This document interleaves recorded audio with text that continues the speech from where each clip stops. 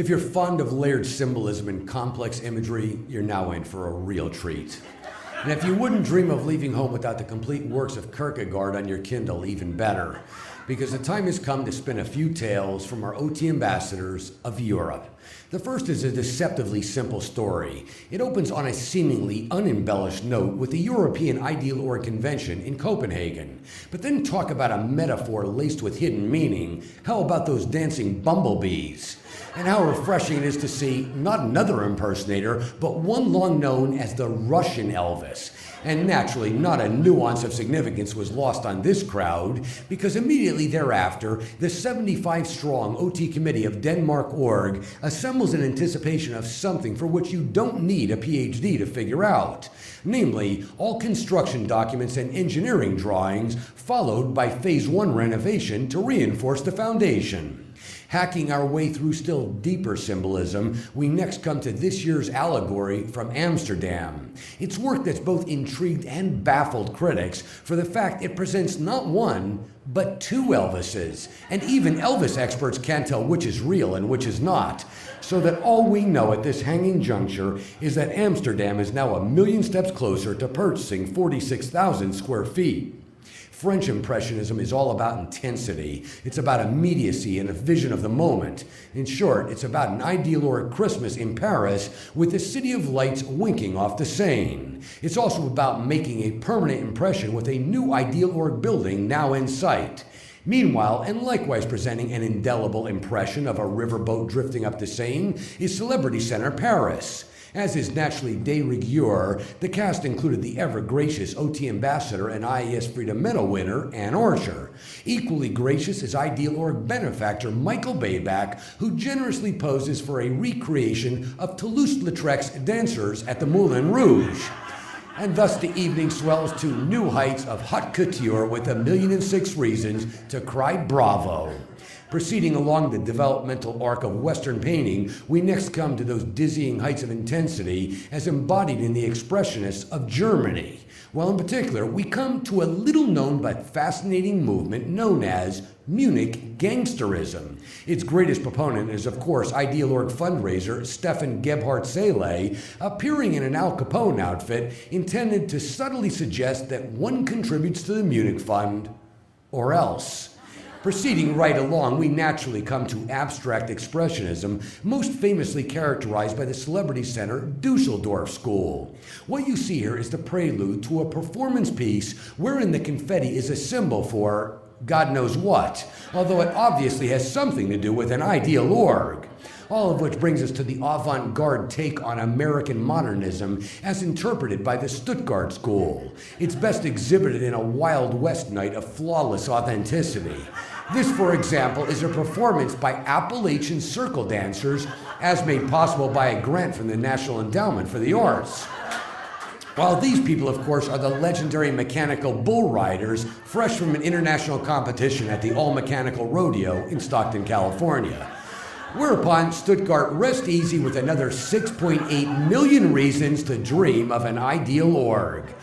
But when talking real avant-garde, as in cubism or minimalism, you're talking Frankfurt.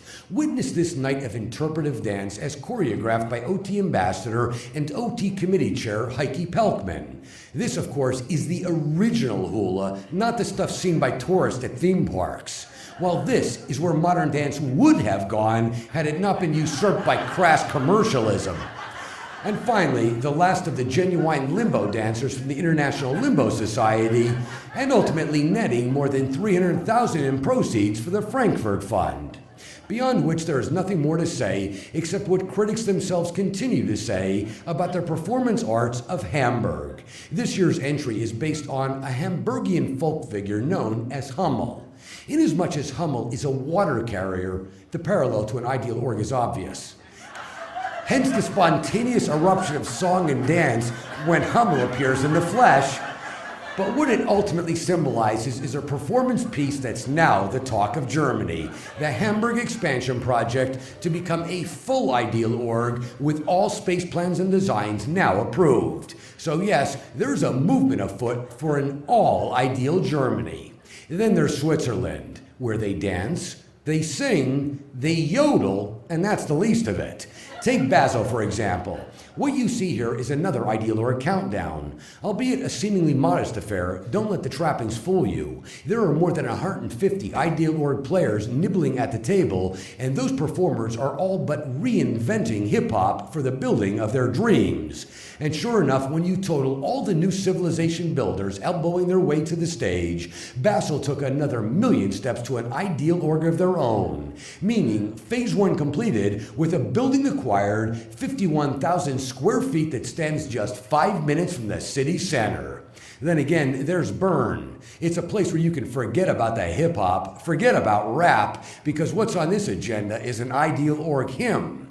It's performed by pianist-composer Gabriel Emmanuel Arnold and presented note by note, as in so many Swiss francs for the B-flat half note, so many for the D-sharp, and so on. An artistically rich pastiche of classical themes? That's Lausanne, all right. It naturally begins in this very Caribbean with historically accurate costumes and accoutrements. That skull and crossbones, for instance, it's real, as are the Swiss francs amassed in that Ideal Org treasure chest. It continues in kind with the tales of Europe's famed cartoon characters, Asterix and Obelix.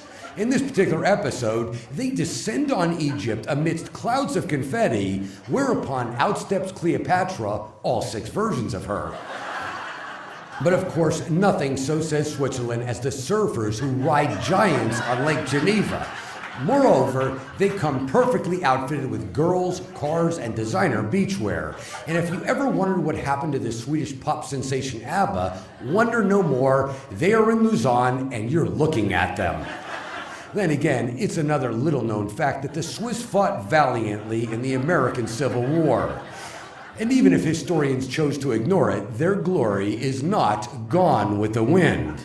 And finally, who can forget that Star Wars was originally a Swiss production with an all-Swiss cast set in Lausanne? And just when you thought we'd never see them, there they are at last, the yodelers in Lederhosen.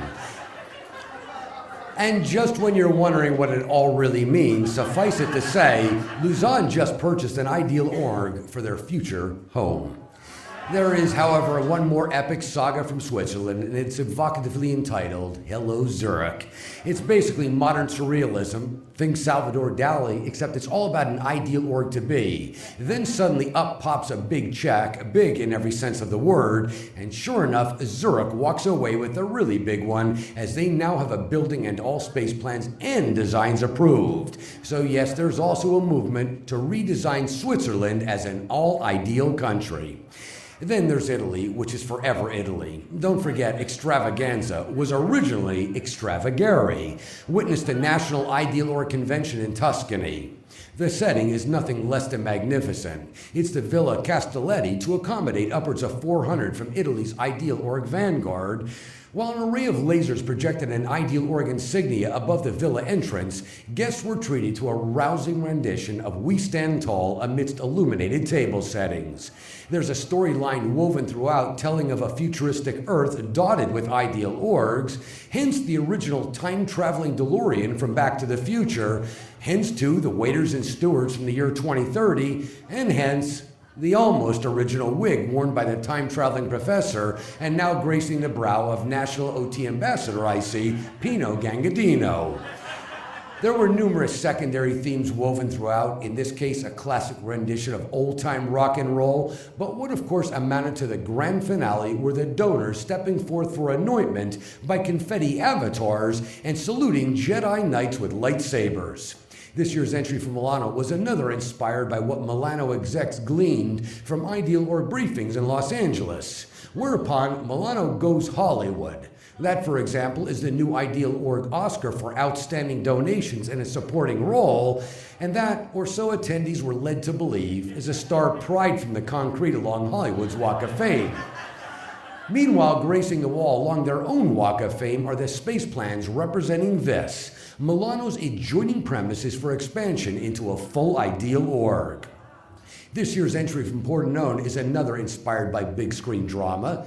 In this instance, it has to do with Top Gun, hence the vintage jet fighter, hence the flight suit a la Maverick. And with that, they dropped $275,000 into Ideal Org fuel tanks. Similarly, drawing on classic themes was Padova. It opens with OT ambassador and Ideal Org benefactor Marco Ciancinesi. Inasmuch as he himself is the foremost donor, the Birdman hangs on his every word. Inasmuch as donations to Padova's Ideal Org fund just passed the 10 million mark, a second Birdman cavorts upon the stage. But inasmuch as those masks were in fact worn by physicians treating 14th century plague victims, there's undoubtedly something lost in translation. But what needs no interpreter is the 2.5 million by the end of the night. And with the building, space plans, designs, and construction documents in hand, renovation and restoration are already underway.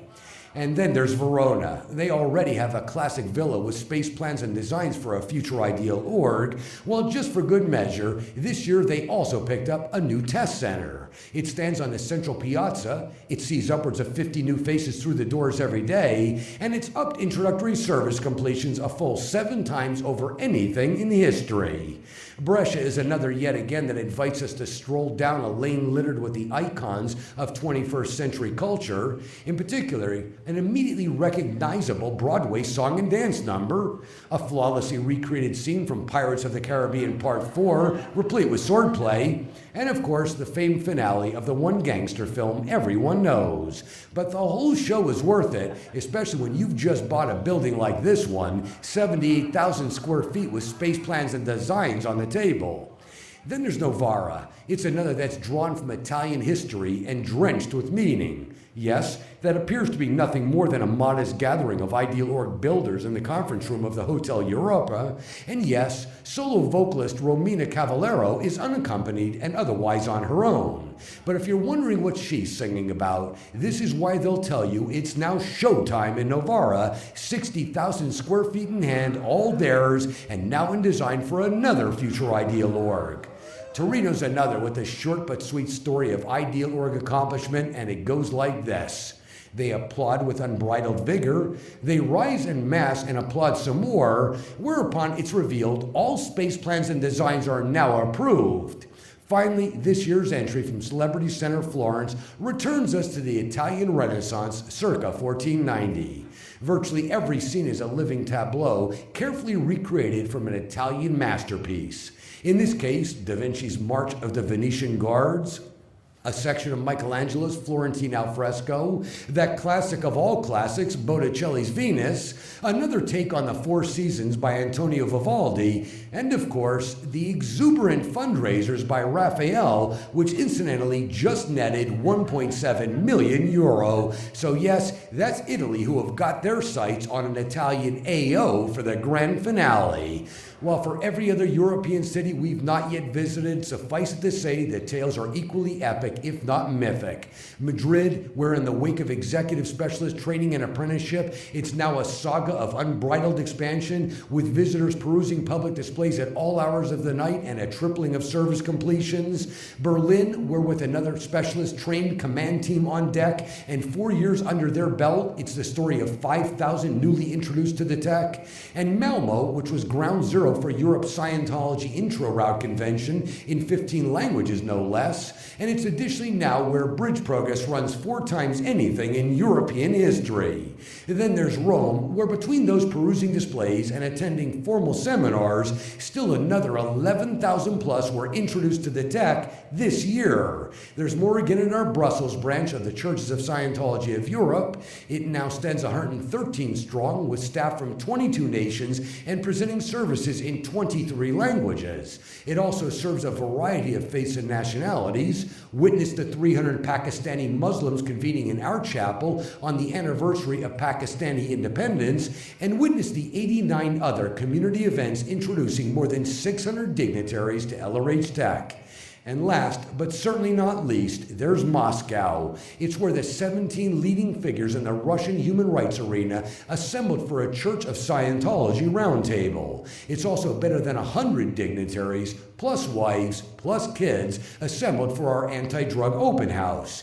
Then again, it's where more than 70 missions from across the Commonwealth were represented at a SMITE conference amidst a literal flurry of personal efficiency certs. So yes, there are tales to be told about Europe tonight, but they all begin the same way, with 334 OT ambassadors recruiting 400 staff for new ideal orgs, while helping more than 6,300 fellow Scientologists onto next steps up the bridge, and still there's more, since they also devoted better than 178,000 hours to OT projects, and that's why wolves are again howling in the forests of Europe.